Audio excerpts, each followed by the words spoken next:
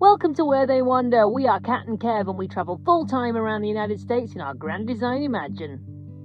Welcome to part 2 of our Yellowstone adventure.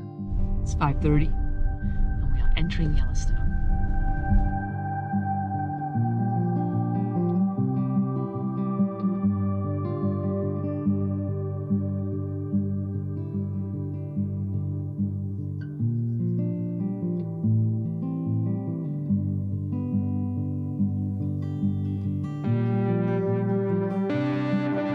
This morning so far we have seen a buffalo along the side of the road, literally inches from this side of the road.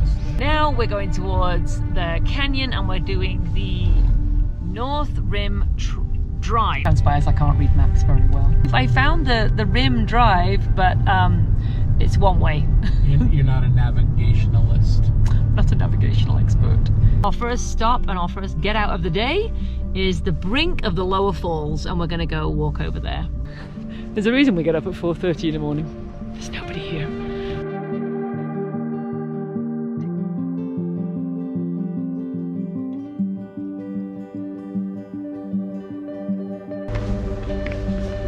The Indians called it Yellow Rocks. Oh my gosh, so this is the Grand Canyon of Yellowstone, and it is amazing. And the main falls here are twice the height of Niagara. Wow, I was not expecting this. This canyon is about 20 miles long. Parts of the canyon are 1,200 feet deep. It's forever growing longer, deeper and wider, obviously. Water erosion rather than glaciation sculpted the canyon, and hydrothermal features are found along the faults and fractures in the wall.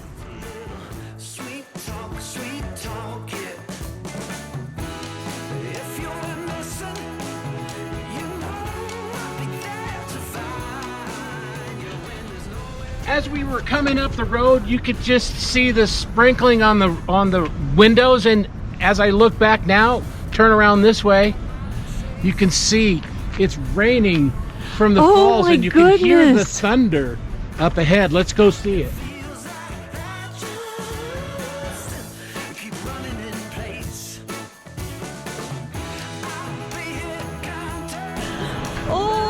The trail goes down. Now you can go all the way down there. I don't think we're doing that today. You need your raincoat down there like the Maid of the Mist. Well, the trail's closed anyway. The entire canyon is wet all the way up from this falls right there. Oh, it's all incredible. the way to where our cars are parked back here. Right. Yellowstone National Park was once the home of native people, and for thousands of years they called this the land of spirits. They called it the Badlands and land of bad water because of course you couldn't drink the water. John Custer was originally part of the Lewis and Clark expedition. When the Lewis and Clark expedition was finished and they all went back to their lives, he didn't want to do that, so he came west again and came here. Went back with these fantastic tales of these waterfalls and this yellow stone in the canyon. Nobody believed him. It wasn't until the government authorized an expedition out here, and the man leading the expedition, whose name I forget, I think it was Heron, that man brought a photographer and an artist, and he painted these pictures of the canyon and took them back. And that's when people actually believed that there were geysers and the steam and the beautiful views and so on. And 1 year later, Ulysses S. Grant declared this a national park, first national park in the entire world. It then inspired countries all over the world to have their own national parks.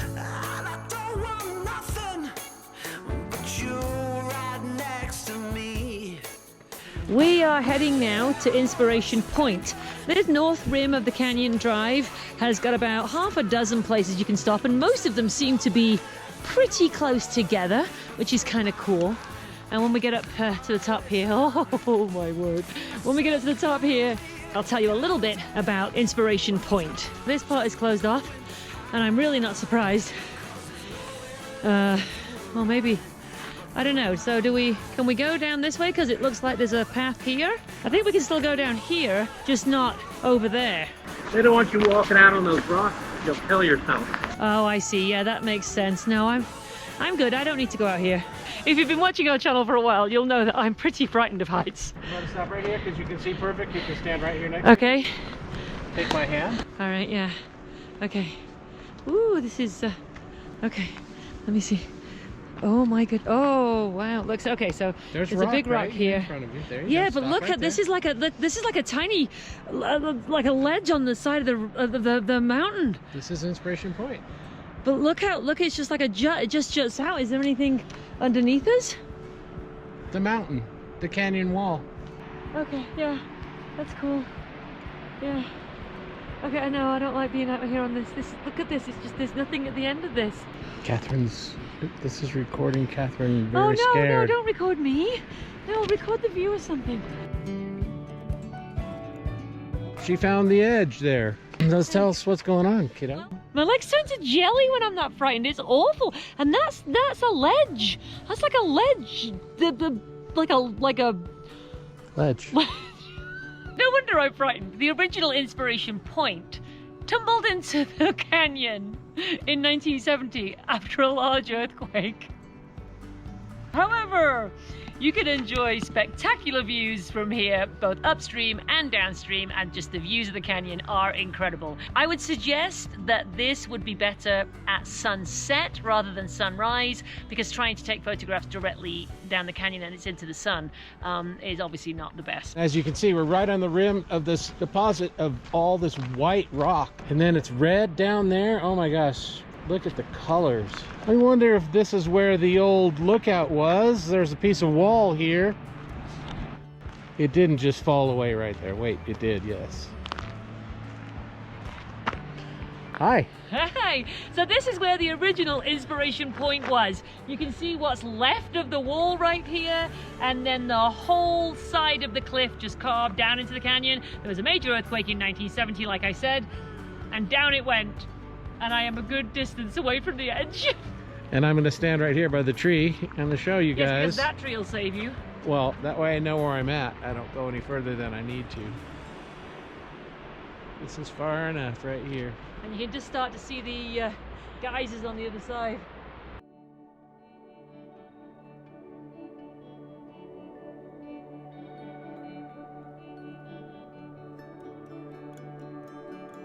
So this is the new Inspiration Point. This is the one they built after the other one fell into the canyon. Let's go check it out. This one looks a lot safer. If you're enjoying this video and you're enjoying our time here in Yellowstone, go ahead and hit that like button.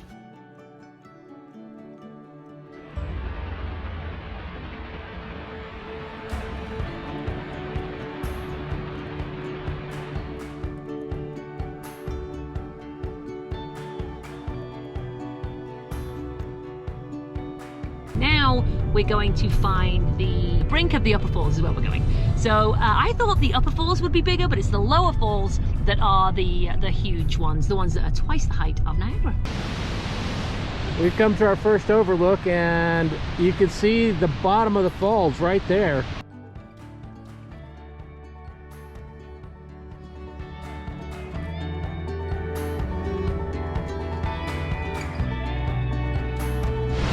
We're at the brink of the falls right here. This is so awesome! Honestly, I think Yellowstone so far is my favorite national park. Yep, I think it's beaten the Tetons out right now.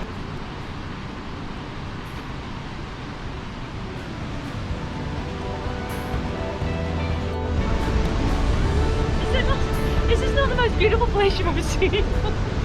Isn't it gorgeous?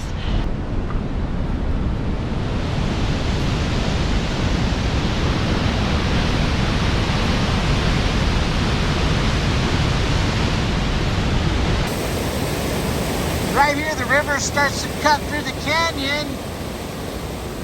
And it just says, never mind, it makes this huge canyon down this way that we just were. We're taking pictures up a ways. What green it is on the side over there. Would it film you falling or come hold your pants so you don't fall?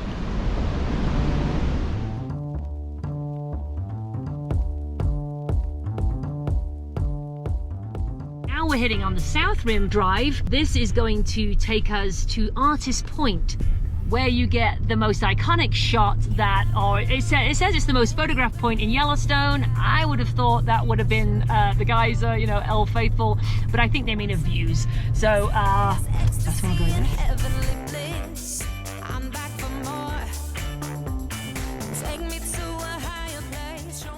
So a bit of a sheer drop right here down into the canyon. We are right on the rim of the canyon for sure. That's so steep. Now you're mine. Give me some more. Give me some more of what you got. This is where they painted the very famous painting of this canyon, and the falls was done right down here.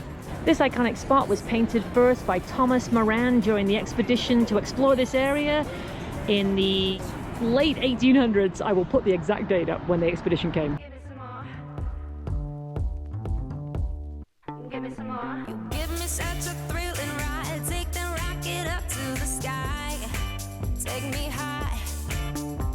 Let's float into the universe. We're never coming back down to earth. No, no, no. Take me to a higher place. Show me all your magic ways. One more time. I can't get enough of this. So top tip, when you're driving, you see people, they're all stopped and they're all looking in the same direction. Probably an animal of some description. What you got? Give me some. We've stopped along the side of the road and this is sulfur cauldron. Oh my goodness. I was like, oh, I don't know, we got so many shots yesterday, but look at this, it's boiling, oh my gosh. These cauldrons do have life. They're called thermoacidophiles, and obviously as the word thermo, heat, and acid, so these guys live in hot acidic water, or sulfuric acid, which is what this is.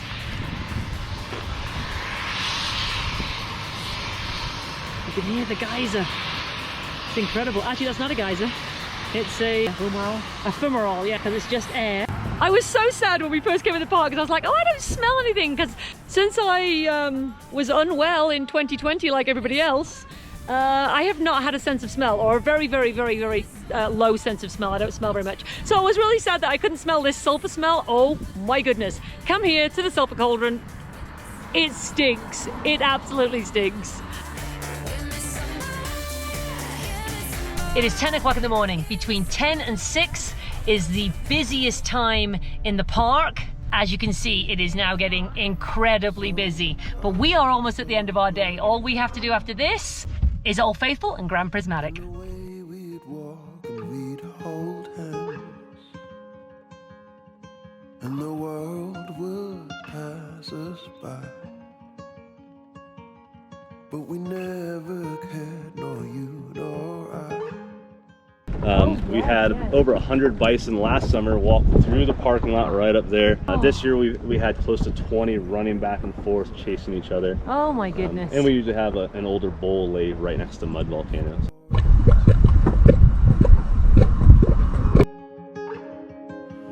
I was your treasure. It was named in 1912 by an unknown park visitor.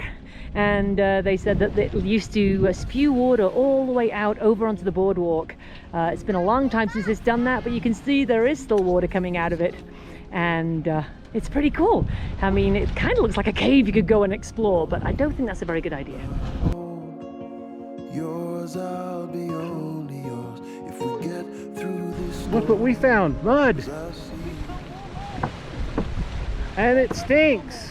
In 1870, explorers came here and they marveled as this mud pot shot mud over 40 feet into the air. Now it's just a boiling pot. If you're able, we always suggest doing the longer trails at these pullouts, because what happens is most people come to the pullout, they go to the first thing that's kind of like the major viewing point there, and they stop, they take some pictures, they might video, and then they leave. And most people do not do the bigger trails. So we're going to go on a little bit of a bigger trail and see what we can find up here. Well, we've come from down there and we're going to end up back down there at the parking lot. We're almost at the top now. You wouldn't think we hiked up mountains, would you? We made it to the top, and look, it's more, I think it's more mud pots. Yes, another mud pot. Another cauldron. Yeah. Oh my gosh, that one's really firing over there. Now this is Sour Lake, and it is exactly what it says. You see, I can't smell this, but that lady said it smells real bad. Ooh, that's a smell.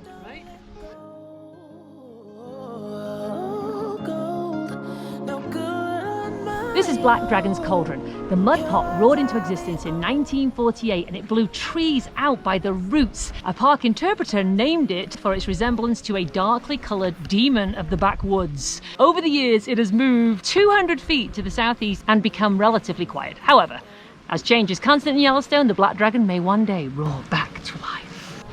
Here we are at the churning cauldron. Frothing and fuming as heat and gas rise from Yellowstone's magma chamber, this muddy pool churns and cooks. Shaken again and again by earthquakes, the temperature beneath it rises and falls, transforming churning cauldron. In 1995, nearly 500 earthquakes shook the area between July 1st and July 15th. In 2002, it reached 170 degrees Fahrenheit. Here we are at the churning cauldron, and Kev says, oh, at least they've got a beach where you can, chill and, just put your feet in the water. Don't do that. That would be bad. We're at the end of this trail, and what a nice little trail it was. What do you think, Kat? We only saw maybe half a dozen people. Just going to the Dragon's Mouth, there was at least 20 or 30. And don't be discouraged if it's steep. Yeah, it's steep, but it's not very long. That's the good thing.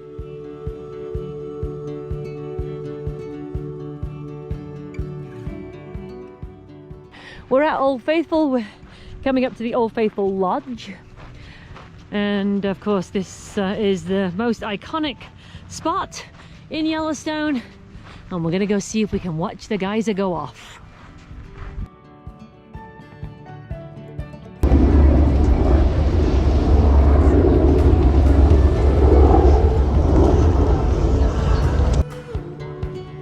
Yeah, minute and 45 seconds. So what do you think, Kat?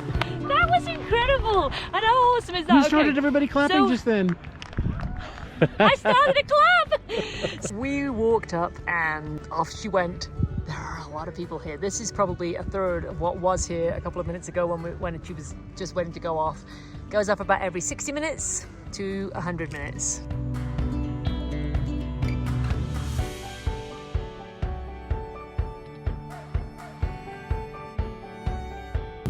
So we saw Old Faithful and it was amazing. It was incredible.